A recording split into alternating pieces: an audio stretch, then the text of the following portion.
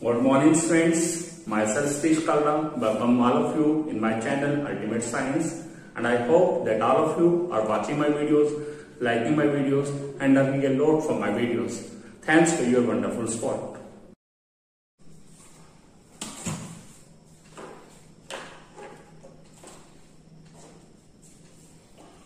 Good morning students, आज हम लेके हैं बेटा class 10 chapter number 1 chemical reaction and equations. इसका लास्ट टॉपिक है और लास्ट टॉपिक है हमारा corrosion and rigidity.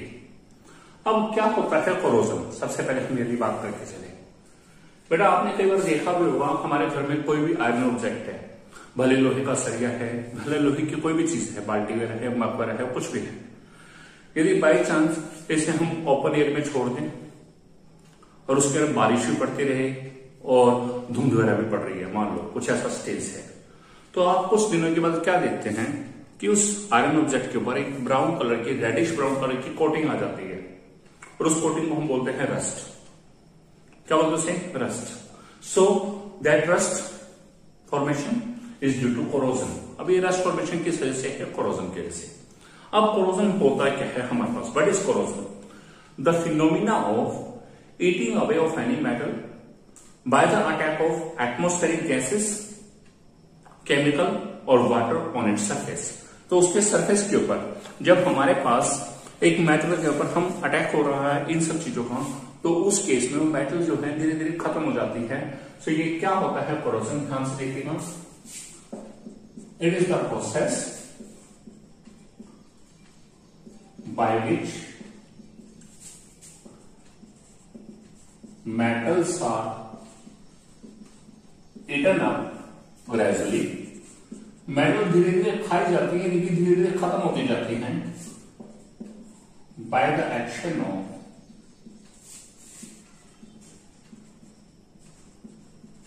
atmospheric gases। Atmospheric gases के कॉन्टेक्ट में आने से वाटर और chemical on the surface of that metal। जिस समय किसी मेटल के सरफेस के ऊपर एटमॉस्फेरिक गैसेस कांटेक्ट में आ रही हैं, वाटर या वाटर वेपर कांटेक्ट में आ रहे हैं, या कोई केमिकल कांटेक्ट में आ रहा है, then metals are gradually eated up, धीरे धीरे खाई जाएंगी, and this process is known as corrosion. इसे क्या बोलते हैं? कोरोजन। अब यदि हम कोरोजन के एग्जांपल देखें हमारी डेली लाइफ के अंदर, फर्स्ट एग्जांपल है रस्टिंग ऑफ आयरन। आयरन के ऑब्जेक्ट को ओपन एयर में छोड़ दीजिए तो उसमें एटमॉस्फेरिक गैसेस वाटर वेपर के कांटेक्ट में आएगा, ठीक है, और शेल्स के बाद यदि वहां थोड़ा बहुत केमिकल भी हो, कोई भी सल्ट वगैरह हो, उसके कांटेक्ट में भी आएगा, then reddish brown coating on the surface of iron is form, and this reddish brown coating is called rust, यानी कि formation of reddish brown coating. तो जो ये रेडिश ब्राउन कोटिंग है, this is called rust. And what is the formula of rust? Rust का formula क्या है?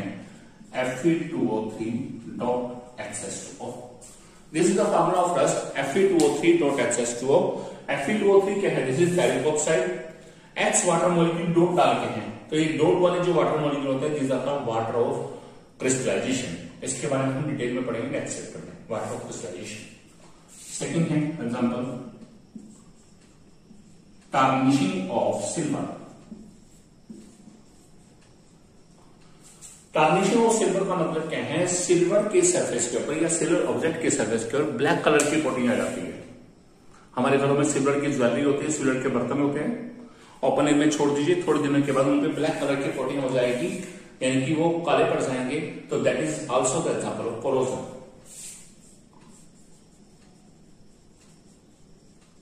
Formation of black coating. Next thing, third है हमारे पास ग्रीन कोटिंग फॉर्मेशन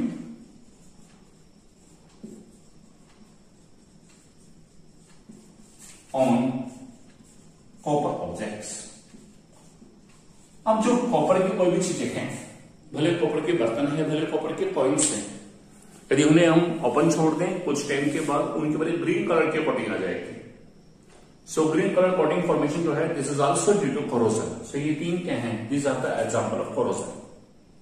अब हम बात करेंगे how corrosion is harmful, corrosion हमारे लिए हार्मफुल कैसे है, ठीक है, and what are the methods of prevention of corrosion.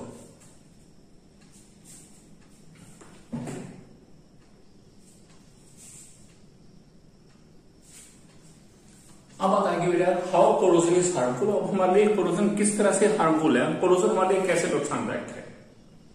अभी आपने देखा कोरोजन के दौरान क्या है, डेफिनेशन यहां में पढ़ी, the process of eating of any metal या the process of eaten up of any metal gradually by the action of atmospheric gases, ठीक है, वाटर वेपर्स और वाटर और chemicals on the surface of metal. It is metal का कोई भी object है जिस समय वो हमारे पास एटमॉस्फेरिक गैसेस के या फिर कहीं वाटर के या केमिकल के कांटेक्ट में आएगा तो वो मेटल धीरे धीरे खत्म होती जाएगी, धीरे धीरे नष्ट होती जाएगी, और इस प्रोसेस को हम क्या बोल रहे हैं, कोरोजन। क्या बोलते हैं इसे, कोरोजन। अब कोरोजन इतना हार्मफुल है कि हमारे पास ऑब्जेक्ट को हम हर ऑब्जेक्ट को हम अंदर नहीं रख सकते, कवर्ड प्लेसेस में नहीं रख सकते, यानी कि बिना एयर के कॉन्टेक्ट में नहीं रख सकते। तो इससे हमारा नुकसान कितना हो सकता है, अब जरा इमेजिन कीजिएगा। इट कैन कॉज, ये क्या कर सकता है corrosion, it causes damages to car bodies. जब हमारी गाड़ियां या हमारे व्हीकल घरों के बाहर रहते हैं, ओपन एयर में रहते हैं, बारिश में रहते हैं, धुंध वगैरह के कॉन्टेक्ट में रहते हैं, तो उन पर रस लग जाता है। It causes damage to car bodies को डैमेज कर सकता है। ब्रिजेस, बड़ी बड़ी रिवर्स के बड़े बड़े समुद्रों के ऊपर ब्रिजेस बने हुए हैं, और यदि वो ब्रिज चांस की बात है आयरन के हों तो उन पर भी क्या है, रस्ट लग जाएगा, और रस्ट लग जाएगा तो उस केस में क्या है, वो धीरे धीरे खत्म होते जाएंगे और उनके टूटने के चांसेस भी रहेंगे। उसके अलावा आयरन रेलिंग्स, कई बार हम देखते हैं कि शॉप्स में या घरों के अंदर कुछ सीढ़ियां जो होती हैं वो एक्सपोजर में होती है। इसी तरह से रेलवे ट्रैक्स हैं, वो भी किस तरह के आयरन से, तो ये उनको भी डैमेज कर सकता है रस्ट की वजह से। रेलवे ट्रैक्स, शिप्स, समुद्री जहाज आगे, and all the objects made up of metals, और जितने भी ऑब्जेक्ट्स मेटल से बने हैं ये उन सबको नुकसान पहुंचा सकता है, उस सबको डैमेज कर सकता है। और ये डैमेज इसी तरह चलता रहा, then we have to replace the object in every 4 to 5 years। हमें उन ऑब्जेक्ट्स को 4 to 5 ईयर के अंदर रिप्लेस करना नेसेसरी हो जाएगा, otherwise they will be dangerous, हमारे नुकसान कर सकते हैं। यानी कि ब्रिज है, आयरन रेलिंग्स है या रेलवे ट्रैक्स है, यदि हमारे पास इसको रिप्लेस नहीं किया तो ये क्या है, वीकनेस से टूट सकते हैं और जिससे बहुत बड़े एक्सीडेंट्स भी हो सकते हैं। तो यानी कि दिस इज वेरी कॉस्टली, इसलिए ये कॉस्ट फैक्टर भी बढ़ जाता है और डेंजरस भी है साथ में। अब बात आती है हाउ कोरोजन इज प्रिवेंटेड। हम कोरोजन को कैसे प्रिवेंट कर सकते हैं, यानी कि इसको कोरोजन को कैसे रोका जा सकता है, how corrosion can be prevented. First method है बाय गैल्वेनाइजेशन। क्या होता है galvanisation, the coating of zinc metal on the iron metal surface. Iron metal के सरफेस के ऊपर हम जिंक मेटल की एक लेयर चढ़ा दें तो उससे क्या होगा कि आयरन मेटल कोरोजन से बच जाएगी। It means whenever we will apply a coating of zinc layer on the iron objects to prevent it from corrosion, corrosion से बचाने के लिए करते हैं, then this process is called galvanisation. So क्या है, क्या है, formation of a layer of zinc metal on surface of iron objects for preventing iron objects from corrosion। ठीक है, कोरोजन से बचाने के लिए हम उसे जिंक लेयर मेटल की लेयर कर रहे हैं। अब आता है जिंक मेटल की लेयर क्यों चढ़ाई गई है, ये इसके पीछे रीजन क्या है। जबकि आयरन और जिंक दोनों ही मेटल्स हैं। तो जिंक मेटल की डीएनए ने इसके ऊपर क्या किया? आपने सीरीज पढ़ी, रिएक्टिव सीरीज, केदार, नाक, खाक, माली, आलू, जरा, फीके, पूरी सीरीज बता। तो आपसे मैं पूछता हूं जेडन और एफी में से which one is more reactive? तो आपका आंसर क्या आता है? जेडन, क्योंकि जेडन इस सीरीज में ऊपर है, एफी से ऊपर है, इसका मतलब Zn is more reactive than Fe. तो जब हमने एफी आयरन ऑब्जेक्ट के सरफेस पे, मान लीजिए आयरन ऑब्जेक्ट है, इस पर मैंने जिंक लेयर चढ़ा दी, जिंक मेटल की लेयर इसके ऊपर चढ़ा दी, तो जिस समय एटमॉस्फेरिक गैसेस अटैक करेंगी तो वो किसके कांटेक्ट में आएंगी? जो बाहर की तरफ एक्सपोज लेयर है, और एक्सपोज लेयर किस चीज की है? जिंक मेटल की, यानी कि कोरोजन किसका होगा? जिंक मेटल का। और कौन बच जाएगा? अंडर लेयर किसकी है? आयरन की, यानी कि आयरन मेटल का ऑब्जेक्ट बच जाएगा और जिंक मेटल का है उसका कोरोजन हो जाएगा। सो आयरन मेटल को हमने प्रिवेंट करना है फ्रॉम कोरोजन से, तो हम उस पर क्या कर रहे हैं? जिंक मेटल की लेयर चढ़ा रहे हैं, because zinc is more reactive than iron. Second method clear? Second method है by electroplating. Electroplating means just similar to the galvanisation process. इसमें भी क्या है, हम किसी हाईली रिएक्टिव मेटल की लेयर दूसरे मेटल पर चढ़ाते हैं by using the electricity, electricity के फिनोमेना को यूज करके, इलेक्ट्रोलिसिस फिनोमेना को यूज करके। ठीक है। थर्ड है बाय अप्लाइंग पेंट्स और ग्रीस। अब हम जानते हैं आयरन ऑब्जेक्ट हैं, जिस समय वो एटमॉस्फेरिक गैसेस या वाटर वेपर के कांटेक्ट में आ रहे हैं या वाटर के कांटेक्ट में आ रहे हैं, तभी उन पर कोरोजन हो रहा है। यदि हमने आयरन के ऑब्जेक्ट्स हैं या मेटल ऑब्जेक्ट्स हैं, यदि हम उनके पेंट कर देंगे या ग्रीस अप्लाई कर देंगे, then we know paint or grease, these are the oily substances. Whenever they will come in contact with water vapor, जो वाटर वेपर उन पे अटैक करेंगे या वाटर अटैक करेगा उस ऑब्जेक्ट के ऊपर, तो वाटर और ऑयल ये दोनों आपस में मिक्सिबल नहीं है, डिजोल्व नहीं होते। इसी वजह से ऑयल जो लेयर है it will act as a barrier, एक बैरियर के रूप में करेगी काम, और ये बैरियर के रूप में वाटर को जो है आयरन ऑब्जेक्ट के कॉन्टेक्ट में नहीं आने देगा, चाहे ऑयल है, चाहे ग्रीस है, चाहे पेंट है। ठीक है, clear? By applying paints, grease और ऑयल। आजकल एक बहुत ही ज्यादा इंपॉर्टेंट यूज हो रहे हैं by using anti rust solutions. क्या होते हैं एंटी रस्ट सॉल्यूशंस? ये ज्यादातर स्पेशल अल्केलाइन सॉल्यूशंस यानी कि बेसिक सॉल्यूशंस हैं which are applied to prevent rusting, rusting को बचाने के लिए। देखिए बेटा, आप में से यदि कोई स्टूडेंट भी अपने पेरेंट्स के साथ कभी किसी गाड़ी को परचेज करने के लिए जाता है, तो गाड़ी वाले जो हैं वो हमें सजेस्ट करते हैं, do you want to apply anti rust solution for the engine? तो उस समय वो एंटी रस्ट सॉल्यूशन होता क्या है, वो गाड़ी को लिफ्ट से ऊपर उठा के गाड़ी के बॉटम में जहां पर इंजन की फिटिंग्स होती है, जहां पर चेसी वगैरह होती है, वहां पर वो स्प्रे से एक ब्लैक कलर का सॉल्यूशन लगाते हैं, that is called anti rust solution. और ये किस लिए अप्लाई किया जाता है कि बारिश के दिनों में यदि गाड़ी कहीं खड़ी हो और वहां पानी इकट्ठा हो जाए तो वो पानी जो है नीचे से उसको रस ना लगाए, यानी कि इंजन के उन पार्ट्स के ऊपर रस ना लगे, जंग ना लगे। Clear? So anti rust solution ये हमारे पास होता है, this is anti rust solution. So these are the 4 methods of preventing the corrosion. So ये हमारा फर्स्ट टॉपिक कंप्लीट। अब next topic is rancidity.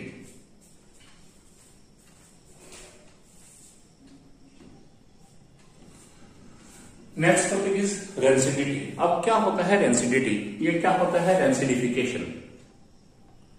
Whenever we keep food materials containing fats or oils for a long time, हमने कोई भी market से चीज ऐसी देखी है जिसके अंदर घी डला हुआ है, जिसके अंदर तेल डला हुआ है, या जिसके अंदर ऑयल्स डला है, ठीक है, बटर वगैरह डला है, हमने ऐसी चीज को ओपन में छोड़ दिया कुछ समय के लिए, then we get an unpleasant smell, हमें उसमें से स्मेल आनी शुरू हो जाती है, ठीक है, अनप्लेजेंट से बदबू आनी शुरू हो जाती है। And the taste and texture of food also changes, उसका टेस्ट भी चेंज हो जाता है, टेक्सचर देखने में भी क्या है उसके अंदर डिफरेंस आ जाता है, कलर में चेंजेस आ गया, ये नहीं उसके ऊपर कोई ग्रीन कलर की कोटिंग आ गया, कुछ भी ऐसा हो गया। This process is called rancidity. इस प्रोसेस को हम क्या बोलते हैं? रेंसिडिटी। कई बार आपने देखा भी होगा, आप मार्केट से कोई चिप्स वगैरह लेके आए और आपने चिप्स को ओपन किया, और चांस की बात है जब आपने ओपन किया कोई गेस्ट आए हुए थे, उसके बाद वो ओपन स्टेज में रह गए और आपने ना उसे किसी डिब्बे में डाला और ऐसे कैसे खुला पैकेट रह गया, और चांस की बात है वो 2 या 3 दिन तो ऐसे ही पड़ा रहेगा। तो जब 2 या 3 दिन के बाद आप उस ओपन पैकेट में से चिप्स खाते हैं तो उसका टेस्ट भी डिफरेंट होता है, उसमें हल्का सा गीलापन सा भी होता है, ठीक है। और हमारे पास क्या है, उसका टेक्सचर जो है अपील में भी कई बार चेंज आ जाता है, अदरवाइज टेस्ट और स्मेल में तो फर्क आता ही आता है, ठीक है। So this process is called rancidity, तो इसे हम क्या बोलते हैं, रेंसिडिटी। अब आता है व्हाट इज रेंसिडिफिकेशन, यानी कि रेंसिडिटी हुई तो उस समय केमिकली क्या चेंज हुआ उसमें। रेंसिडिफिकेशन है क्या, it is the decomposition of fats and oils bye hydrolysis और ऑक्सीडेशन, कि उस समय वो जो हमारा फूड आइटम थी ओपन में छोड़ने के बाद या तो वो वाटर के कांटेक्ट में आई, वाटर वेपर्स के कांटेक्ट में आई, या एयर के कांटेक्ट में आई, एयर में मेनली ऑक्सीजन गैस के। तो उस समय जब वाटर वेपर के कांटेक्ट में आए तो वाटर वेपर या वाटर क्या करते हैं, उन फैट से ऑयल को डिकम्पोज कर देते हैं।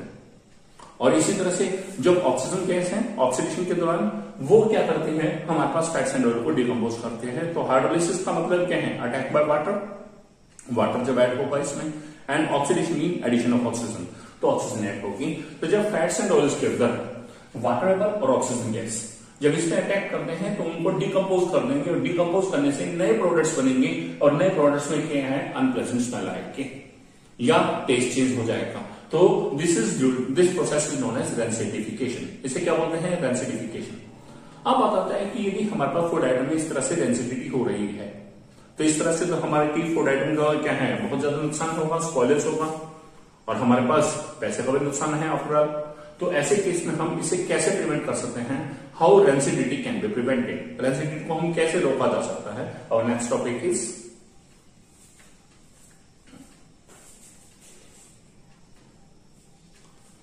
हमारा नेक्स्ट क्वेश्चन जो है, next topic, how rancidity can be prevented. अब रेंसिडिटी को हमें रोकना है तो क्या क्या यूज कर सकते हैं, क्या क्या मेथड अप्लाई कर सकते हैं। फर्स्ट मेथड है बाय यूजिंग एंटीऑक्सीडेंट्स। नेम से इंडिकेट हो रहा है antioxidant, made of 2 word, one is anti, second is oxidant. Anti mean opposite of oxidation, यानी कि ऑक्सीडेशन को रोकना है। तो एंटीऑक्सीडेंट होते क्या हैं, these are the chemicals added in fat containing food items, fat या oil containing food items, किस लिए, to prevent the formation of rancidity, rancidity को फॉर्मेशन को रोकने के लिए डाला जाता है, ड्यू टू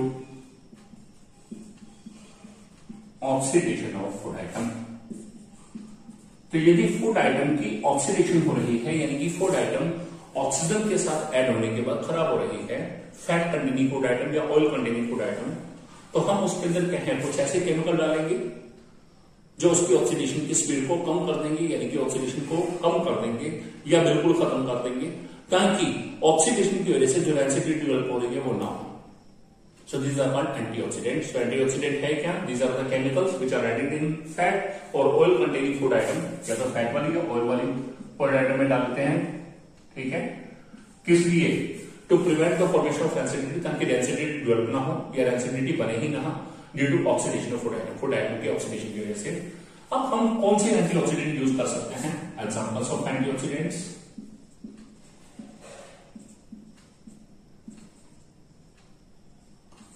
इसमें बहुत इंपॉर्टेंट एग्जांपल आएंगे। सबसे पहला है polyphenols, these are the chemicals, polyphenols use कर सकते हैं, ठीक है। सेकंड है एस्कॉर्बिक एसिड, थर्ड है BHA, और एक है हमारे पास BHT। हमें इन दोनों की फुल फॉर्म भी याद रखनी है, कई बार एग्जाम में आता है, write the full form of BHA and BHT। BHA क्या है, B mean butylated, H mean hydroxy, A mean anisole, butylated hydroxy anisole, और BHT सेम है, ब्यूटाइलेटेड हाइड्रोक्सी तो सेम,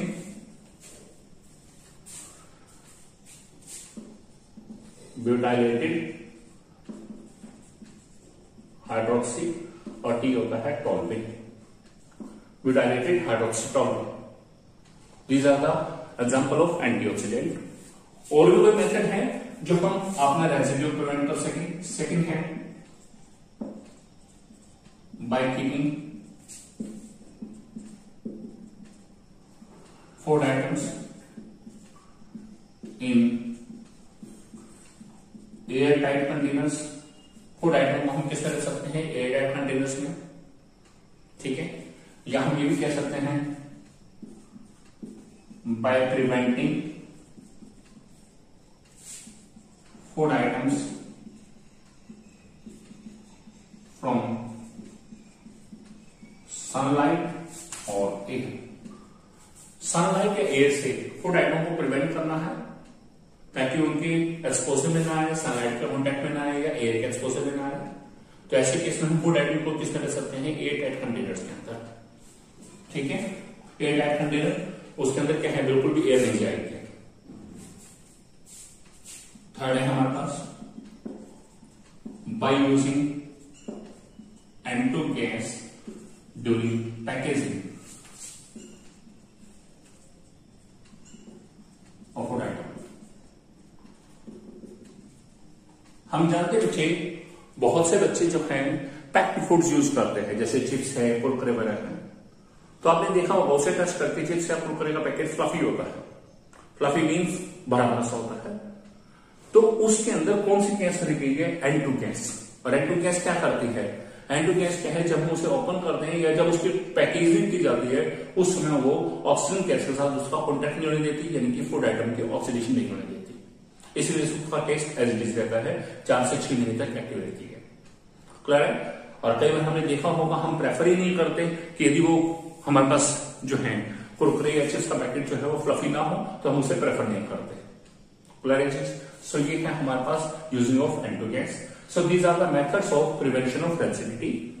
अब हमारे पास इस चैप्टर में एक छोटा सा एक टॉपिक था, व्हाइट वॉशिंग का कंसेप्ट है, मैं उसे एक्सप्लेन करने जा रहा हूं, वो देखिएगा। और ये हमारा इस चैप्टर का लास्ट टॉपिक है।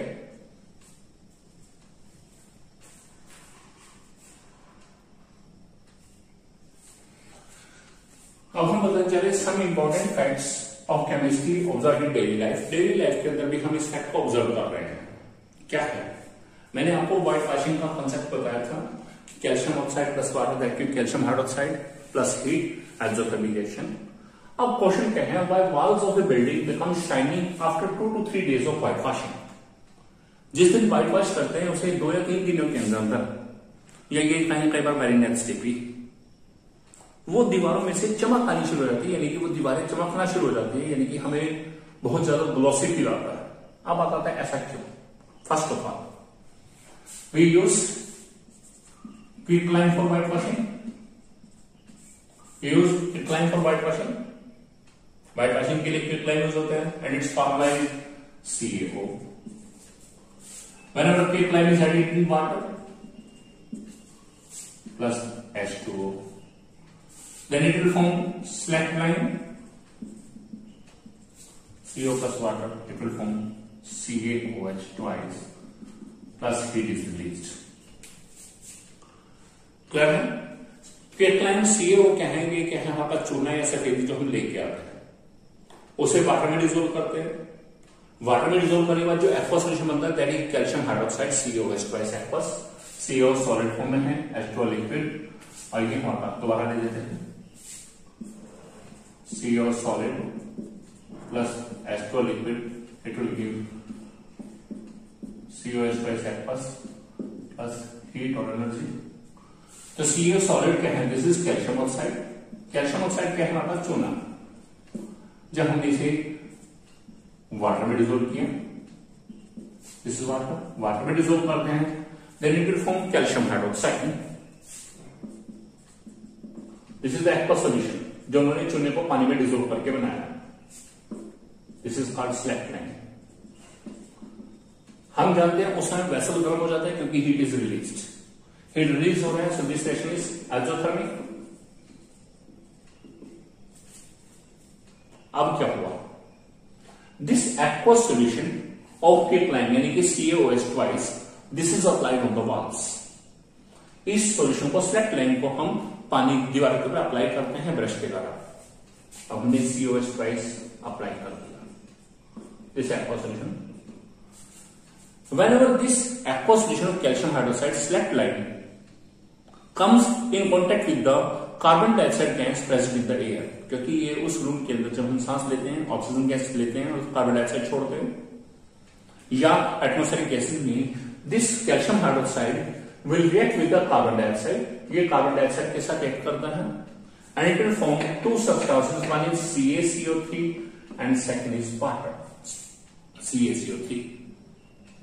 This CaCO3 is calcium carbonate, and this calcium carbonate is having two another name. One is marble and the second one is limestone. It means formation of marble-like substances form. यानी कि marble-like का substance हमारी दीवारों पे बनता है calcium carbonate, और हम जानते हैं marble के अंदर क्या होती है, shininess होती है. Due to the formation of calcium carbonate, the walls of the building become shiny after 2 to 3 days of whitewashing. Clear? सो हमारे पास हुआ क्या, कैल्शियम ऑक्साइड चूने को हमने वाटर में डिसोल्व किया, कैल्शियम हाइड्रोक्साइड बन गया, इसको बोलते हैं क्रिस्टलाइन, इसे क्या बोलते हैं, स्लैकलाइन. इस प्रोसेस का एक स्पेशल नेम है, this is known as slackening of lime. अब जो कैल्शियम हाइड्रोक्साइड है इसे हमने दीवार पर अप्लाई किया, it will react with the carbon dioxide gas present in the atmosphere and it will form calcium carbonate CaCO3 solid plus water liquid. ठीक है, वाटर इवेपोरेट हो जाता है और कैल्शियम कार्बोनेट दीवारों पर रह जाता है. And this calcium carbonate is having another name marble और limestone. Clear? And due to the formation of calcium carbonate the walls of a building become shiny after 2 to 3 days. Clear? Any doubt?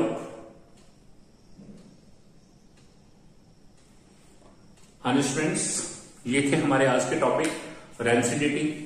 Second था हमारे पास corrosion, rancidity, method of prevention of corrosion and rancidity, और उसके अलावा मैंने एक question बताया है, केमिस्ट्री का फैक्ट है, why walls of the building become shiny after 2 to 3 days of white washing. बच्ची ये हमारा इस चैप्टर का लास्ट वीडियो था, और उम्मीद करता हूं आपको इस वीडियो में मैंने जो 2 टॉपिक पढ़ाए, ये दोनों टॉपिक बहुत अच्छे से क्लियर हो गए होंगे. यदि आपको मेरा वीडियो अच्छा लगा है, आपको मेरे टॉपिक अच्छे लगे हैं, तो आप मेरी इस वीडियो को लाइक कीजिएगा, कमेंट कीजिएगा, शेयर कीजिएगा, और मेरे channel ultimate science by Satish Kalra इसे सब्सक्राइब कीजिएगा. अब हम मिलते हैं नेक्स्ट वीडियो में नेक्स्ट टॉपिक के साथ. तब तक के लिए bye, thanks and best wishes.